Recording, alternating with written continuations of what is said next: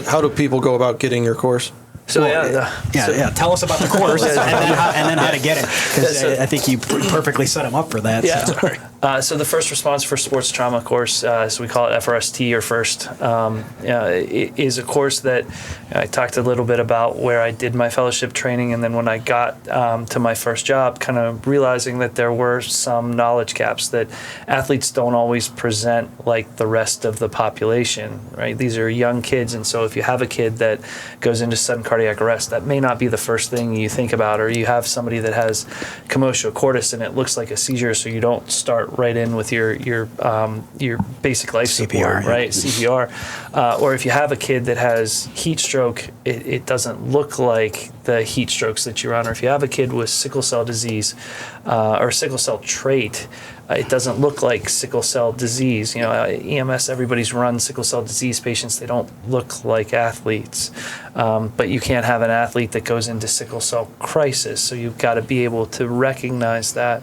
And that's what we've done. Like we don't talk about in the course about broken legs, or you guys see that, you know how to deal with that stuff. What you may not know how to deal with is the protective equipment that you have, whether it's hockey, whether it's football, whether it's lacrosse, how to transport those patients, whether we're using backboards, not using backboards, opening those lines of communication with the athletic trainers to be able to be on the same page and say, hey, look, this is our literature, what's your literature say? And if there's a knowledge gap there, then well, all right, let's look at this and try to figure out how we're going to do it. And that was kind of the first iteration of the FRST course, was to make sure that they're basically a tripod when you're talking about an athlete that gets injured in three different groups that kind of take care of them. There's the initial on-field management. You hand it off to the EMT that's going to transport, or you're going to hand them off there, and there has to be a good mesh point there. And then the third part is in the emergency room, where they're going to be ultimately treated. We really focused on that first mesh point, was trying to figure that out. With the NFLs, we actually are by the time this airs, we will have launched the second part of that course, and that's the coach's version of the FRST course. The coach's version fits in with that Smart Heart Coalition that the NFL put together, and having hands-only CPR and AED training for coaches. And so the coaches don't need to worry about some of those things, right? We want the coaches to be able to recognize them, but they don't necessarily need to go into some of the jargon or the medical terms and all of those things. We don't want coaches to be medical professionals. That's not their job. Their job has got to be to call 911 and know when to call 911, or call the athletic trainer and know when to call the athletic trainer. But we want them to be able to help and assist with these things, so that if it's going to take 5 minutes for the athletic trainer to get there, we don't want them waiting on that when they could potentially do something to help save that kid's life. So we've put together a course that will go through everything that they need through the Ohio Department of Education to satisfy their pupillary activity, so that they can be a coach. And in addition to that, we've added in basically adult and child hands-only CPR and AED training. Fantastic. Coaches don't necessarily need infant or toddler CPR, right? They're not dealing with that. If they want to take that, great. We'll be happy to set them up. But with everything that they have to do, all the preparation from figuring out how they're going to coach, what they're, who's making the team, all of those things. We know they have to have concussion training and Lindsay's Law training and some basic first aid. So we put all of that together in addition to this, so that they don't have to do this and then do another 2 to 4 hour training for CPR with a lot of things that they're not going to necessarily need. So that will be released, and we're working with the Cleveland Browns on that, and hopefully going to do an initial launch with that at one of their facilities at some point. It may have already happened by the time this is aired, but hopefully relatively soon. And so those are the things that we're trying to push. And our big push for this year, and it's, believe it or not, was something I've been working on since around this time last year. We had a meeting with the Corey Stringer Institute and was listening to Doug Casa, speak about being a professional, being a witness for a kid that went down at a school during a practice. There was an AED there. They had an emergency action plan. What they did as part of, or what he did as part of being that witness, was he went to the spot where the kid went down, ran to get the AED and back, and it took him 7 minutes to get there and back. Wow. And so that's too long, right? The course, kid yeah. ultimately didn't make it. Sitting there listening to that, we had been trying to figure out how to get AEDs. You know, everybody wants an AED, but how do you prove that you need one? Correct. Right? And so what I came up with sitting there was, all right, we're going to take the furthest spot in an athletic venue from the AED, and we're going to run 3 people, called it the AED in 3. We're going to run 3 people to the AED and back, and if your average time is more than 2 minutes and 15 seconds, it takes about 45 seconds to open it, charge it, get the pads on, and deliver a shock, because we want the shock to be delivered within 3 minutes, because we know every minute that goes by, 10% decrease in the chance of survival. So that's what we started doing. And we did that back with Brush High School. Brush High School was great about it. They allowed us to come in with some cameras, and we ran 3 people. They made me the slow runner. Fast, medium, and slow. So we wanted like the 3 bears so that you can average those times out. And everybody kind of went, that's great, but I don't think this is something we really want to, focus on right now. You keep working at it, keep doing it. It sounds like a great idea, but these venues are covered, right? And so then Damar Hamlin happened, and everybody goes, "Hey, you remember that thing that you were working on? Are you still doing that?" And so we came up, and the fact that Damar Hamlin wore the number 3, or his uniform number was 3, and we came up with AED in 3 was a total coincidence, right? We've been working on this for over a year, and in addition to that, now you've got the Smart Heart Coalition basically saying this is what we want you to do. Not only does it tell us whether the venue is covered by their AED, but it also stress tests the emergency action plan, right? It tells you whether or not your AED, which is the vital part of that, you got to have hands-on CPR, which we get through that first course, so you can see it all just kind of meshes well together. But we're testing their emergency action plan. We're making sure that venue, and every venue should have an AED. So as part of that, House Bill 47 in Ohio has basically followed those same tenets. They want to make sure that there is an AED in every athletic venue. What we've been told, so I was down in Columbus talking to senators and House members. I was there whenever they passed through the House, so we've gotten over the first hurdle, and now we've got to get it through the Senate. Yep.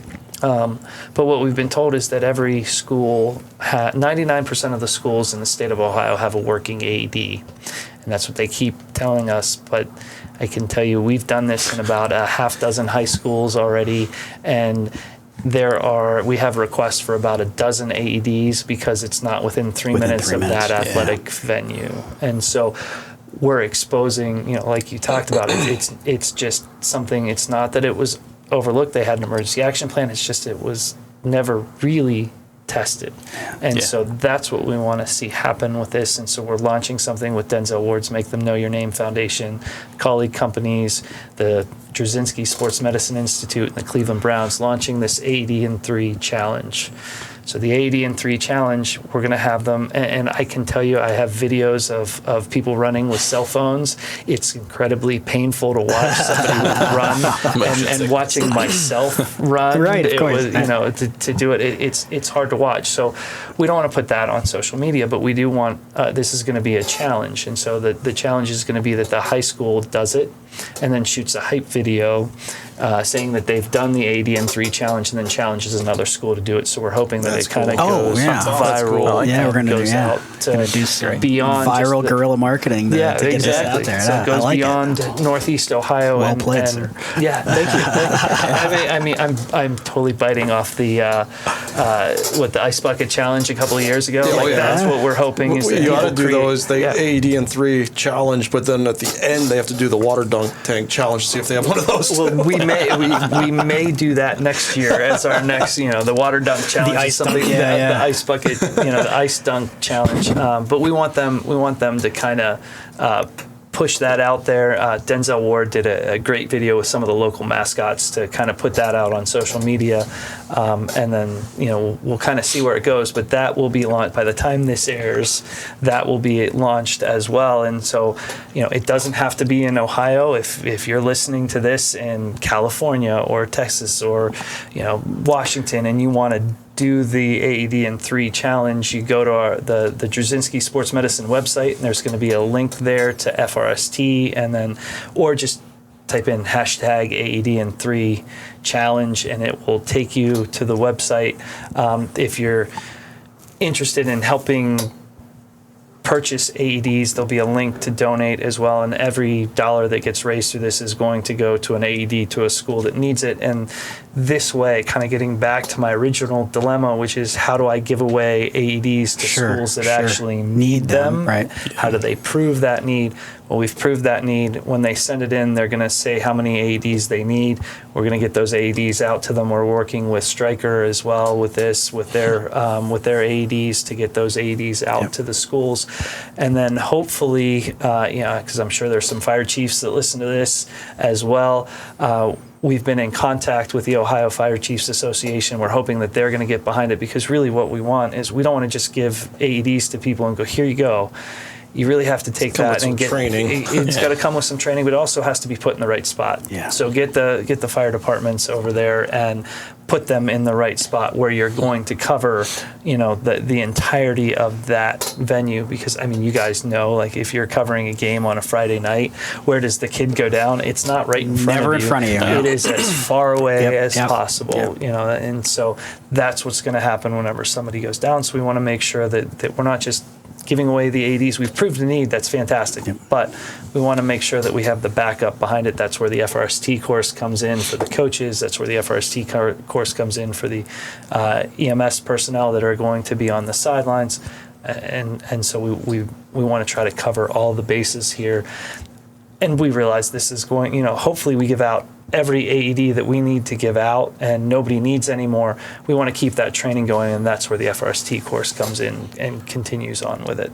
That's awesome. That's really great slick. work. Yeah, no, I didn't know all that was going on. That's Me neither. That's cool. That's awesome. A lot of good came out of the Damar Hamlin thing. It really did. And the fact that it's a good story to end with even is even better. Yep. I teach a lot of AHA CPR, and I have my differences with them, but it's a huge, awesome opportunity to talk to people everywhere. And since then, the requests that I have gotten, hey, can you come do a class? Can you do this? It's been great. Yep.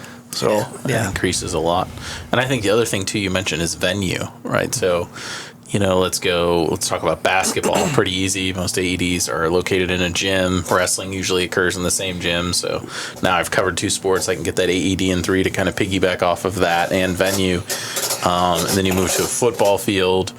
Totally different location for us. I'm sure we're not unique. I'm sure there's other coverage areas where soccer is completely different field, not located by any of that, not near the school. And then we have actually separate baseball. So it's very broken up. And it's not just football, I think, is one of the other things to think about. Baseball, I think we have 9 fields spread out, and if you're trying to karate institutes. It's just all these different sports. I think a lot of people sometimes get hung up on football and don't think about all the other sports, and then how far is it to travel. That AED's at the concession stand, but if you're 3 baseball fields over, that's a haul there and back. Right. You're going to be over 2 minutes and 15 seconds or 3 minutes to deploy every time. So it's definitely something to consider, and then stress every sport maybe would be my point there, not just one focus. Absolutely, and that's what we're trying to do here. I'll give you 2 quick stories on we got plenty of time. On kind of emergency action plans, and neither one sort of involves football, but 2 two different stories. So first one, high school basketball game, kind of talking about it's in the gym or it's close. Kid hits a game-winning shot to send his team into the championship, clutches his chest, goes down. Athletic trainer realizes it's sudden cardiac arrest, puts the emergency action plan in place, begins CPR, sends somebody to get the AED.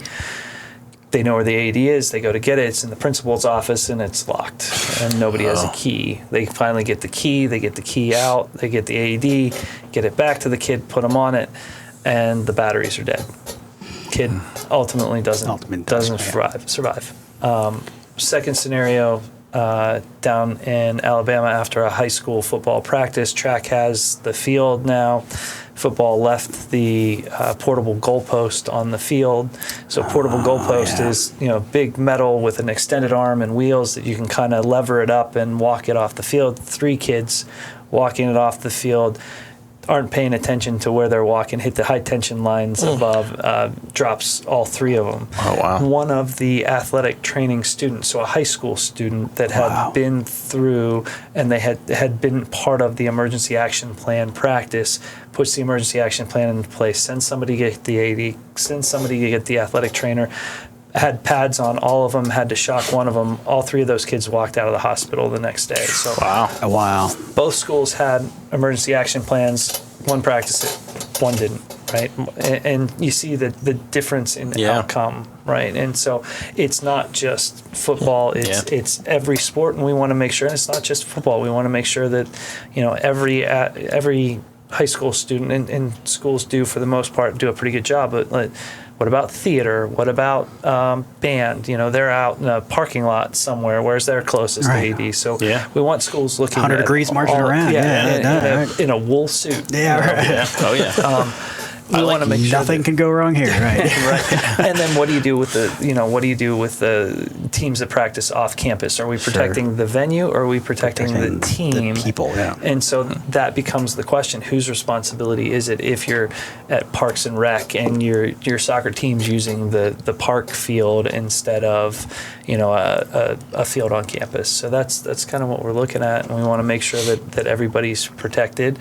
We're going to keep talking to the legislature and make sure that they push this through and get it across the finish line. But we also want to make sure that they understand what they're requiring, because of right now it's an unfunded mandate. There's not the money for it, and we've got some. That's why we put the donation key out there so that people can get involved, and we want the communities to have a little bit of skin in the game as well. Hopefully, if they see that AED, they're going to keep pushing, or if they help pay for that AED, they're going to keep pushing for the training year after year to make sure that these are taken care of. And everybody's going to talk about, if it's an unfunded mandate, these are other things that it can be used for. Well, like you said, the AED near the gym covers the basketball team and the wrestling team. Well, AED is good for about 8 to 10 years, right? Your cost over that time for an AED, probably around, let's just make the numbers easy, and it's a reasonable number. Let's just say it's $2,000. You got to pay for it initially, and then you got to replace the batteries once, and you got to replace the pads once over that 5-year period if you never use it. Let's say you've got 20 kids on the varsity team. Let's say you got 20 kids on the JV team. Well, you can double that because you've got you've got girls basketball as well. You've got maybe 15 kids on the wrestling team. So let's just say it's 100 kids. Yeah, 100 kids is pretty reasonable. That AED covers 100 kids. That's 100 kids every year for 10 years. So now you're talking about 1,000 kids that you bought an AED, maintained it for 10 years. It's $2,000. So you It's pretty cheap insurance policy. It's exactly what it is, right? 100%. It's an insurance policy that ends up being what, $2 a kid? $2, $2. It ends up being 1,000 times 2 is 2,000, right? Yep. So it's $2 a kid. If I said you have to pay $2 a year to protect your kid against having sudden cardiac arrest, no parent's gonna say no to that. So it ends up like if initially $2,000 is a lot of money. I get it. There are a lot of programs that could use $2,000. So if you said, hey, every kid Every kid needs, and they benefit. Yeah. and they benefit. Yeah. Now you got to look at different venues. Like if you've got a football team with 150 kids over 10 years, that's 1,500 kids. The cost is even less to have one AED just for that team. And so, even though it's an unfunded mandate, it is not a huge cost per year per kid. And what's that kid's life worth? I can guarantee you and not just the family, because even though it doesn't happen all that often, for that family, for that community, for that kid, it's 100%. And so, if we can do whatever we can to try to get AEDs out there and the training out there, that's what we're going to try to do. I think it's great, and I think that really solidifies your point that it's unfunded per se, or there's grant funding out there or donations available. But even if you put that into the cost of the sport, like I'm going to step out on a limb here, but I mean we talk about the sports that our kids play and how much it costs to play travel ball, or you're buying uniforms and stuff like that. Schools so you have putting up scoreboards, video scoreboards. If we have to put a couple of dollars into purchasing a uniform, let's say the uniform costs $25, let's just make it, pretty cheap. Even if you had to pay $5 more, then it's going to be $30. $5 goes towards the AED, $25 is going towards your kid's uniform. Yeah. That's not that big of a deal. Like, let's just back your Netflix account down one tier for sports. Don't go to Dunkin' for one day. One day, right? And that really, I think, puts it in perspective, because I think it's a huge oversight. I think people do not think about it until it's on a national level, or it has already impacted that community in that generally home. In a negative way. Yeah, and I hate to say it that way, but it's true. We look at negative events, negative outcomes, just like the AED. I know I'm like you, Caleb. I teach a lot of community CPR, or I did in the past, and one of my favorite things to do when we were at a school or we were somewhere. Go get your AED. Let's look at it. Yeah. Well, we would get the AED. That's cool. Can you go get it? Go to do it. Yeah. Go grab it. I want you to go get it and bring it back. And then they do get it to you, and things are expired, and you're right. And that's one of the things I think at UH we're really good at when we do teach CPR classes, and like we did the TECC live. We were just at an Ohio State Patrol post, and one of the officers raised his hand. He goes, "Hey, I know this is kind of off the beaten path. I got some CPR questions for you and AED questions." I was like, "You guys have an AED?" And the one guy's like, "Yeah," and the one guy's like, "We do." And I was like, "Why don't we? Where's it at? And then we'll look at it and I'll answer any question you have." But making them find it, bringing it to you. Does it turn on? Is the battery dead? Are the pads good? Do we have adult and ped pads? And then if not, let's have that discussion. So I have this 6-year-old that's in cardiac arrest now, and all I have are adult AED pads. What do I do? Yep. It doesn't have to be that formal 4 hours of heart saver, that a lot of people might not have the time for, but that 5-minute conversation, impromptu training, could be very impactful for that state trooper, that teacher, that bus driver, whatever venue you're at. I think it's a huge point to do that. So we just did a survey of all of our high schools. So we have 60 high schools. I think we got most of them. We surveyed 258 AEDs. So just interrogated them. So we called up the athletic trainer and said, "Go get all your AEDs, turn them on." And we were on the phone with them so we could hear if they turned on or not, right? And check your pads. And 98% of them turned on. There was only one that had a battery that didn't work. And I'll take it. And this was after DeMar Hamlin, so I'm sure everybody was on top of it. We're going to do this study again in at a year and 3 years and 5 years and see what it stays at. 94% of the pads were non-expired, and the pads that were expired were there. They were just waiting on new pads to come in, and expired pads are better than no pads, but a battery that doesn't work. So an old battery doesn't help. But the other interesting thing of it was we looked at how many were still FDA approved. And so there were a couple that were no longer FDA approved. So they're fine while they're working, but you're going to have to realize you're going to have to replace it because you're not going to be able to get the parts for it anymore. Right. And that's basically what the FDA approval says. So those were the three things that we looked at. And it was, I think we were still at like 90% of the, in this study will come out, where we just submitted it for publication. But I think 90% of them were FDA approved, 89% were FDA approved, 92% had, or 94% had pads that were non-expired. 98% had turned on and worked. That's awesome. And what was really that good. sample size? You said 250? 258-ish. Yeah, Okay. 250. So it was all, 60 high schools, so each high school some had a bunch, some had a couple. Yeah. There's going to be variability. Yeah, but that's what we looked at, and so it should be an interesting study to kind of read through and show what you can do, and then kind of following it out and seeing how much that Damar Hamlin effect had, and hopefully it continues on. Yeah, I think it's great. I like it. That's really cool. And then if we're in preparation, other than the pre-planning and the opening the dialogue, and is there any tools, equipment, pieces, things that we should equip ourselves if we know we're going into these venues, or just redundancy is always a good thing, okay. And so if you talk to the athletic trainer and because there's not always going to be an athletic trainer there, so a trainer's angel or a way, just understanding the equipment and making sure you know how to remove it, what you need to remove and how to remove it is important. But beyond that, not really. I mean, anything that you're going to have on you, on your person, or on the rig is going to be what you need. We've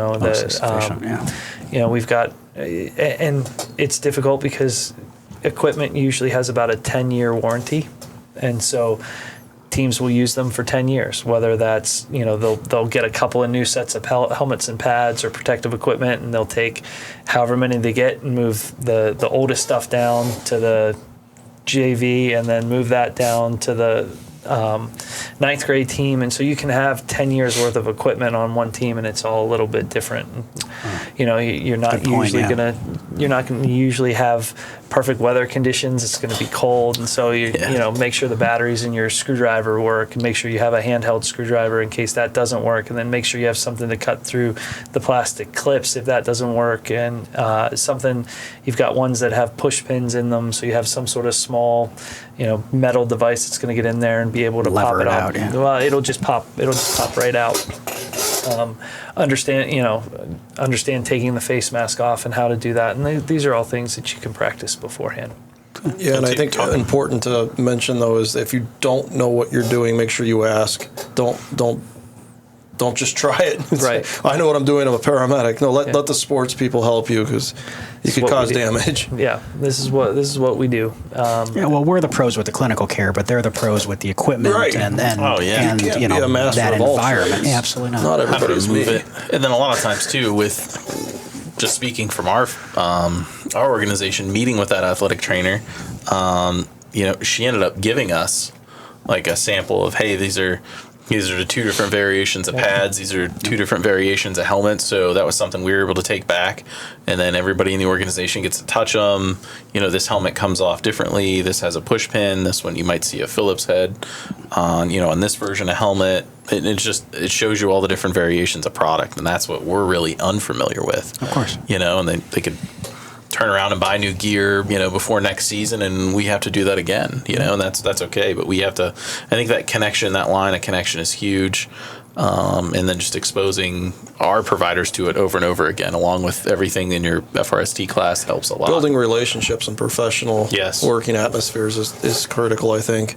Yes. And you really don't need 30 people on a sideline to execute an emergency action plan. You can do it with 2 if you do it right and you practice it, right? And so those are the kind of things that we want to push. Now, is it great to have more people there? Absolutely. But your emergency action plan needs to be short, concise, focused, easily practiced. That doesn't mean that there aren't other things that you need, but the emergency action plan really needs to just be what happens in case of emergency. We don't need to know where the crutches are.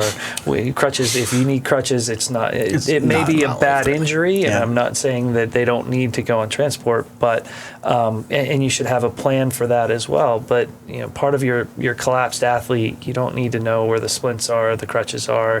You really don't need to know what administrator. We don't have to call the administrator for the building unless there's nobody else to call. It's called 911. You can do all of the post incident report afterwards. Focus on what the emergency action plan is.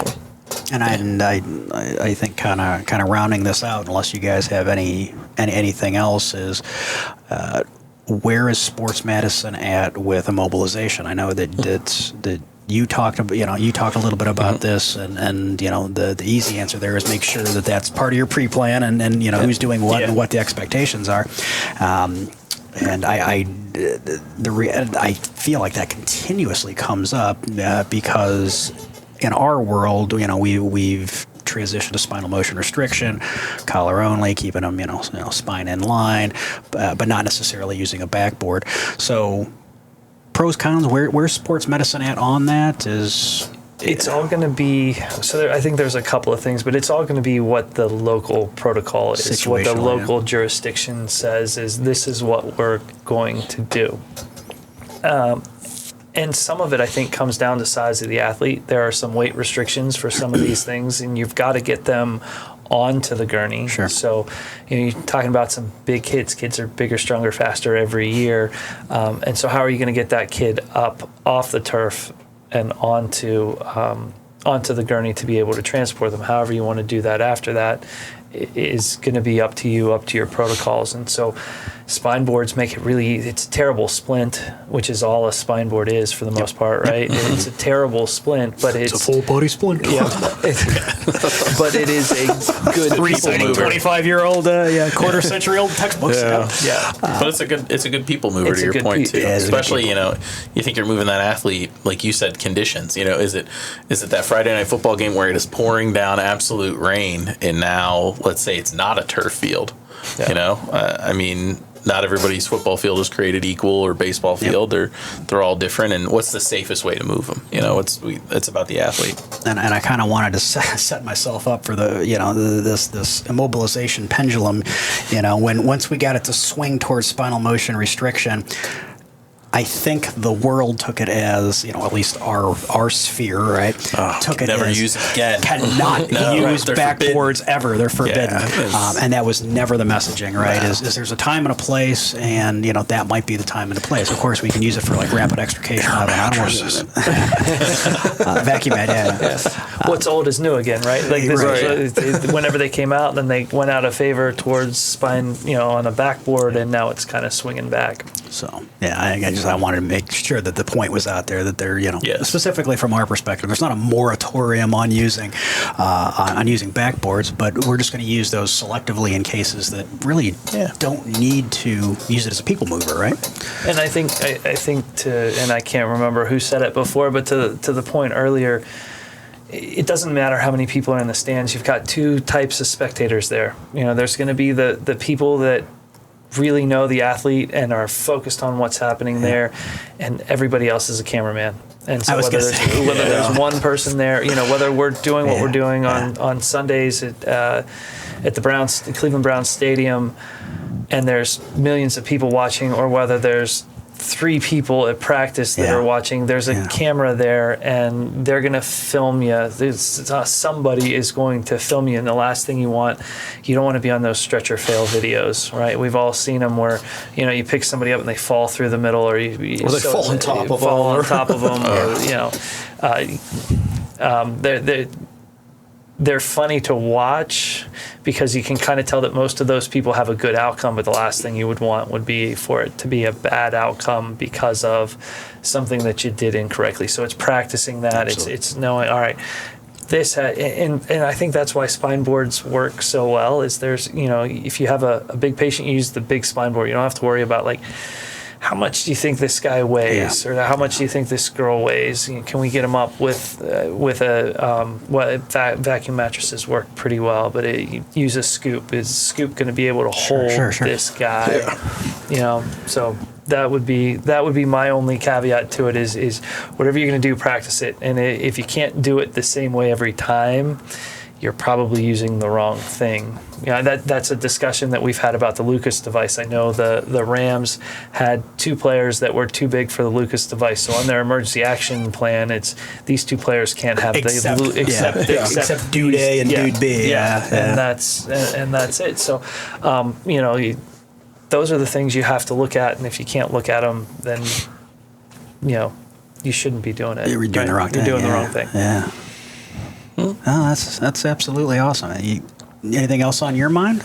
I I had something and then It's gone? It's gone. It's like absolutely gone. Caleb, you would ask, how does one get the first training? Where can we? It's all going to be on, if you type in AED in 3 or you look up first response for sports trauma, it'll take you to our website. Right to the website. And you can get there through the Drzezinski Sports Medicine Institute. There's a number of different ways that you can get to it, but the easiest is probably just going to it's www.universityhospitals.org/FRST. I tell you what, I promise you we will link that in our website, Appreciate which that. is so I have to type all that, but there'll be a link for that. And then First, you have to be able to spell paradigm. you have to be able to spell, because you can't draw a parrot and a dime and make it work in Google. Emojis are out. Emojis are out. Yeah, I've not found either one of those emojis. And then. We thank Thanks for coming in. And because you came, we have the coveted podcast challenge going for you. Right. That's awesome. We're not sure where that'll get you a beer, but people are looking for those now, so be careful. Okay, I'm going to keep it. I'll keep it nice and close. We had those specifically minted for our guests. I'm not quite sure what the cash value is though. So. I will. I've tried. I'll never find out. I can tell you that. It doesn't fit in a vending machine. That's what I know. So, But thank you, Doc. Thank you so much. We appreciate you coming on. This has been awesome. Absolutely, my pleasure. I appreciate you guys doing this and getting the word out and doing what you do. So I appreciate it. Well, thank you.